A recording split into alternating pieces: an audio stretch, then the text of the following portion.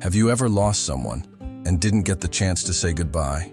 Have you ever prayed not for a miracle, but just for one more moment? He left, and I never got the chance to say goodbye. There were no final words, no warning, no closure, just silence. The kind of silence that crawls into your chest and stays there, heavy, unmovable, holy. Every night I ask myself, did he know how much I needed him? Did he ever feel how deeply I loved him? I didn't get to hold his hand one last time. Didn't get to look into his eyes and say what I should have said a long time ago. And so I wrote. Not because I had the words, but because I couldn't carry them anymore. I wrote like someone who was drowning. I wrote as if God himself was listening, as if this letter was a prayer carved out of pain.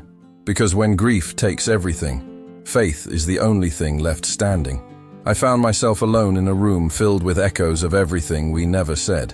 So I did the only thing I could. I bent my knees, closed my eyes, and whispered, God, if you can hear me, please take these words to him. But God doesn't always answer with thunder. Sometimes he answers with silence. And in that silence, something sacred happens. The words I couldn't speak became sentences I never thought I'd write. The ache in my soul turned into ink. The emptiness became a letter. And maybe, just maybe, this letter isn't only mine. Maybe it's also yours. Maybe you have something left unsaid. Maybe you've been praying for peace in a place no one sees. Maybe you're still holding on to a goodbye that never happened. This letter, this prayer, is for you too. It's for anyone who ever stared at the sky asking God why. For anyone who ever sat in silence, hoping to hear their voice one more time. For those who don't need miracles. They just need understanding, peace, healing, a sign that someone still hears them. There is a kind of love that doesn't die when the body does. There is a kind of grief that only God understands. And tonight, as I read this letter out loud, I ask you to listen, not just with your ears, but with your soul. Because maybe this isn't just a story. Maybe this is your story too. So take a breath, hold it, and come with me into a moment I never thought I'd have. The moment I finally said what I never could. The moment that changed everything. So if you're still here, still listening, still feeling this with me, I want to ask you something. Would you let me pray with you? Whatever you're carrying, the grief, the guilt, the goodbye you never gave, you don't have to carry it alone anymore. God hears even the quietest cries. And sometimes, the most powerful prayers begin in the most broken places. If there's someone you miss, someone you need to forgive, someone you never got to say goodbye to, write their name in the comments below. Not for attention, not for views, but as a step, as a surrender, as a way of saying, God, this still hurts, but I'm ready to let you in. I'll be reading every single name, and I promise, I'll be praying with you. Let this space be sacred. Let this comment section become an altar where healing begins. And if this letter touched your heart, even a little, don't let it stop here. Click like. Not for the algorithm, but so this message finds someone else who needs it just as much as you did. Subscribe, if you haven't yet. Not because it helps me, but because around here we don't just post videos. We send letters heaven never got to deliver. And sometimes, God uses those letters to speak louder than we ever could. So come back. There's more to say, more to heal, more to let go. Because maybe the story isn't over yet. Maybe it's just beginning. That day started like any other. Coffee half finished, keys jingling, a rushed goodbye shouted from across the room. Talk to you later, but later never came. He walked out the door, just like he always did. No drama, no warning, no long look back.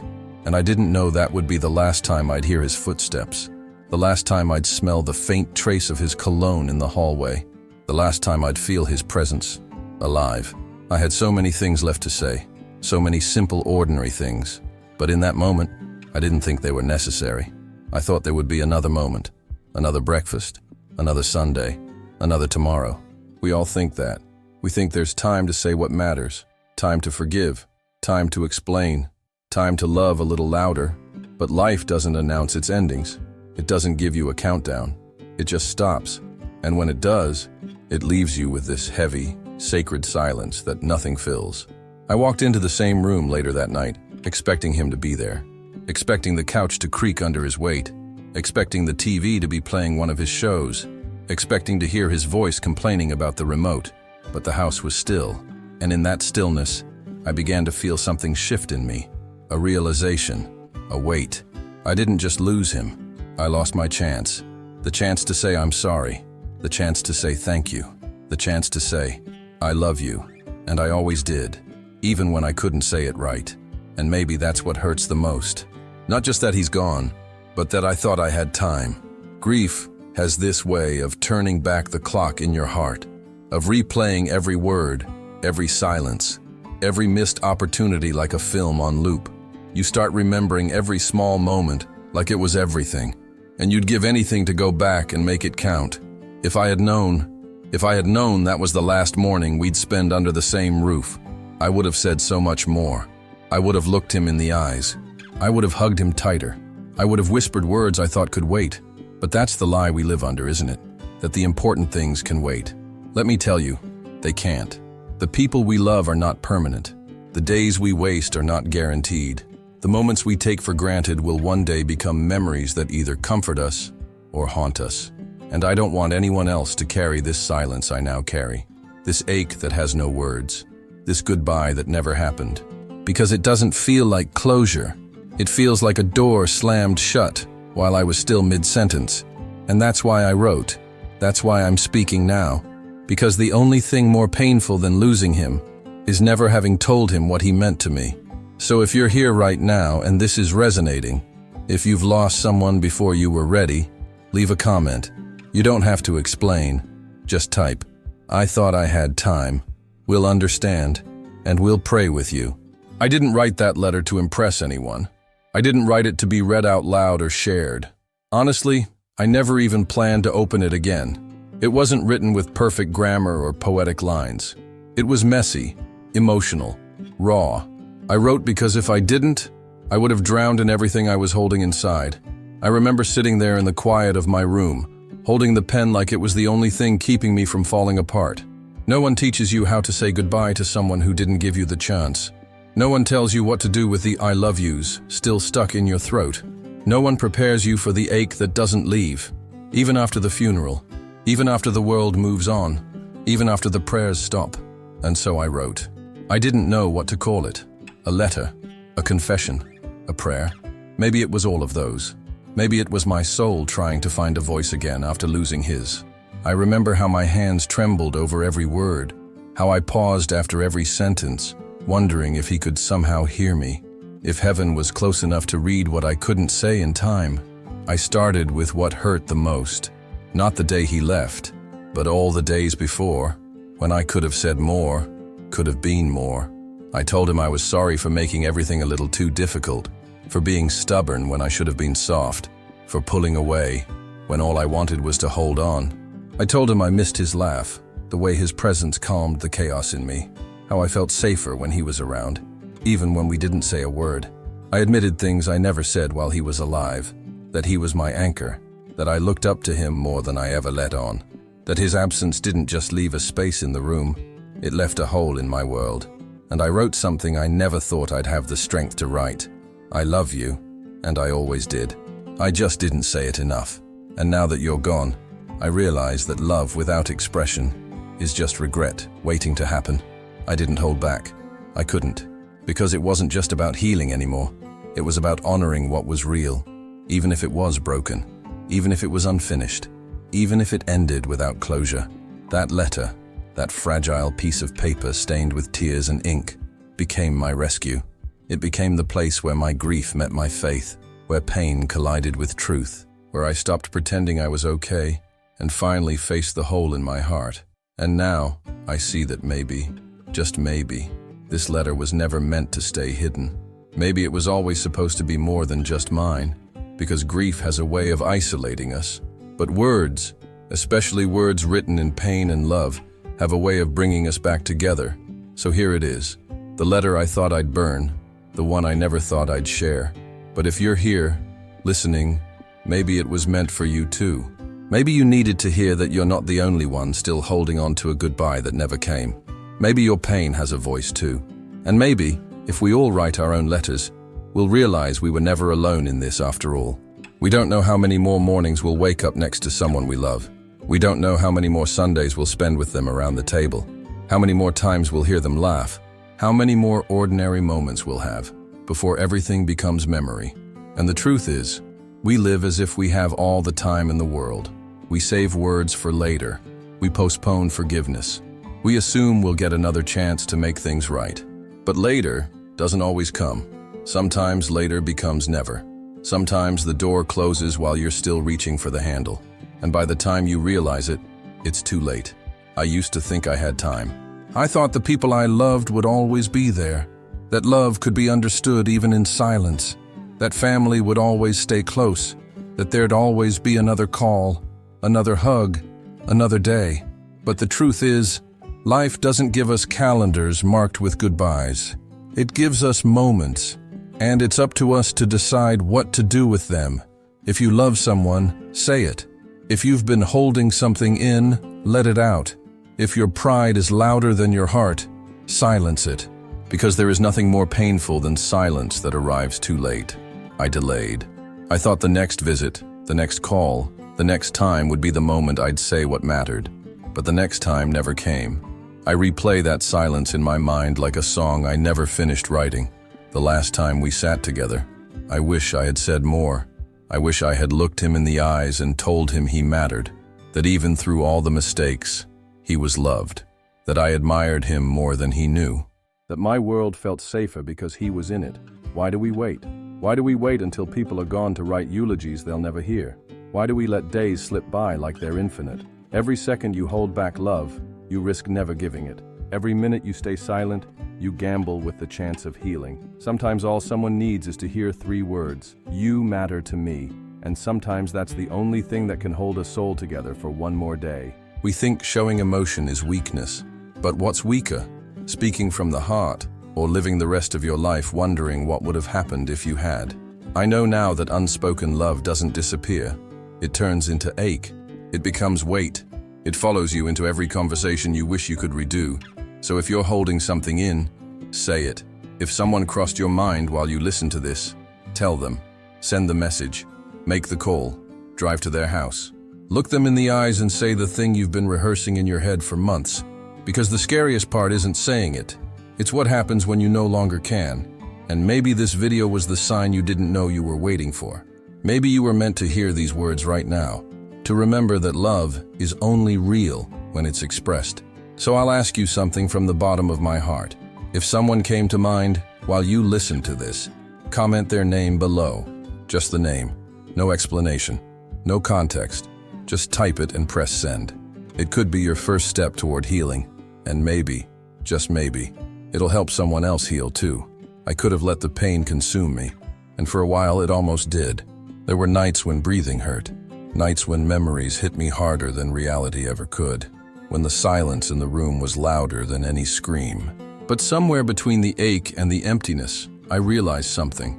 Pain doesn't go away just because you ignore it. It grows roots. It makes a home inside your chest and whispers lies like, "You'll never heal. You waited too long. It's too late." So I made a choice. A small, trembling, holy choice. I picked up a pen. I didn't know what would come out, only that I couldn't carry the weight any longer. I started writing not because I was strong, but because I was desperate to breathe again. Desperate for relief, for release, and maybe, just maybe, for redemption. I turned heartbreak into handwriting. I turned silence into sentences. And in that fragile act of putting my soul on paper, something shifted. I was no longer drowning. That letter saved me, not because it changed the past, but because it gave my pain a place to land. I wrote to him, yes, but I also wrote to myself, to the version of me that needed to hear, you did love him. Even in your silence, there was love. Even in your absence, there was longing. And now I know I wasn't the only one holding on to words never spoken. There are so many of us, people walking around with goodbyes still echoing in their chest, regrets stuck between their ribs. I'm sorry, it's too heavy to say aloud. I miss you, it's whispered only in prayer. This letter, it became something bigger than me. It became a bridge. Between the living and the lost. Between guilt and grace. Between pain and peace. There's something sacred about writing down what your heart never got to say. Something healing about honoring the love you couldn't express while they were here. I used to think it was weak, to feel so much, to cry so easily, to ache for what I couldn't fix. But now I know. That's where God begins his work. In the breaking, in the raw. In the moment you stop pretending and start confessing. Not just to others, but to yourself. I found God not in answers, but in the courage to ask hard questions. I found healing not in forgetting, but in remembering with love instead of shame. I found peace, not in pretending I was okay, but in admitting that I wasn't, and letting that be holy too. The paper didn't judge me. It didn't ask why I waited. It didn't need perfect words. It just held what I could no longer carry alone. That's why this letter matters. Not because it fixes what's broken, but because it names it. It honors it. It brings light to the dark corners I had tried so hard to hide. And maybe someone out there is holding their own unsent letter. Maybe they haven't written it yet. Maybe they're scared to start. But I promise, there's a kind of peace that comes only when you put the truth into words. When you turn the ache into a sentence, and the sentence into a prayer. And that's what this letter became. A prayer, a release, a quiet offering from a soul still healing. And if you're still listening, maybe you're carrying one too. If I had one last minute with him, one real, honest, uninterrupted minute, I wouldn't try to explain everything. I wouldn't waste it with stories or apologies or the right words. I would just look him in the eyes and say the only thing that matters now. You made a difference. You meant more than you ever realized. And even when you said nothing, you saved me more times than you know. Because sometimes, what we think is ordinary in us, our presence, our patience, the way we sit silently beside someone on their worst day, that's what keeps someone else going. And they may never tell us. We may never know. But I wish I had told him. I wish I had said, not just that I loved him, but that his life mattered. That he wasn't just a character in my story. He was the reason I made it through so many chapters. There were so many times I was lost. So many nights I didn't know who I was anymore. And somehow, just a phone call from him, just hearing his voice on the other end, was enough to remind me I wasn't alone. I never said that. Not the way he deserved to hear it. I thought I had time. I thought we'd grow old.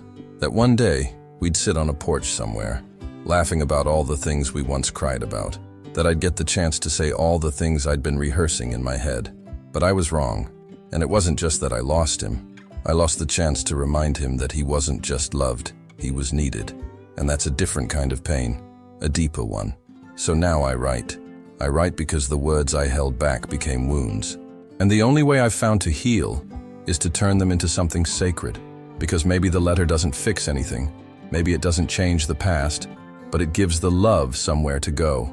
And I believe that love, even unspoken, still reaches the soul it was meant for. If I had that one last minute, I'd hold his face in my hands and say, "You were more than enough. You were never invisible to me. And I'm sorry I didn't make that clear." Because the truth is, people need to hear they mattered. People need to be reminded that their presence wasn't pointless, that just existing, just showing up, was a miracle to someone. Don't wait for life to teach you this in the most painful way. If you still have time, use it. If the person is still here, speak now. Say the hard thing. Say the vulnerable thing. Say the thing you think they already know, because maybe they don't. And if they're gone, if the goodbye already happened, then write. Write like I did.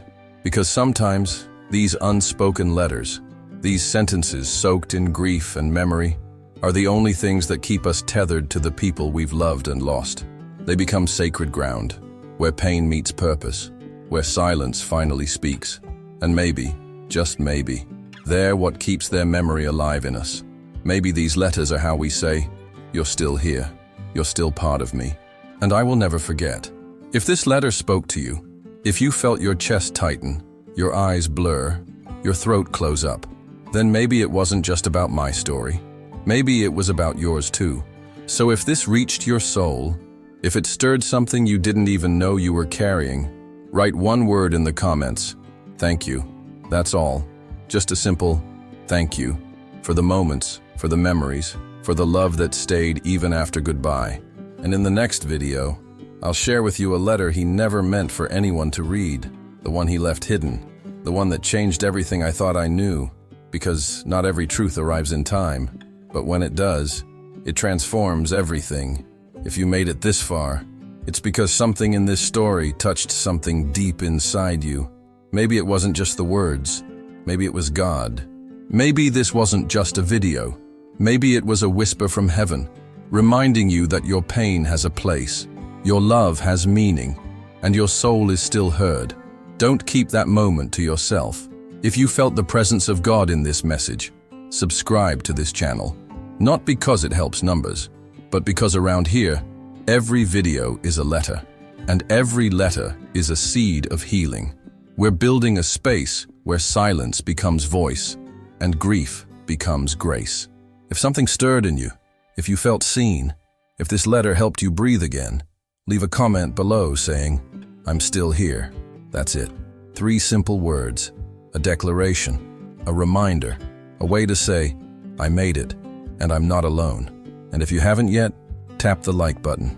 It's a small click, but it helps this letter find someone else who needs it. Now, before you go, the next video is already waiting for you. It's not just a continuation. It's the letter he left behind, the letter he hid before he died, because sometimes God saves the deepest truths for last, and when they finally surface, they change everything. Click, watch. Let the next letter speak to your soul. We're not done yet.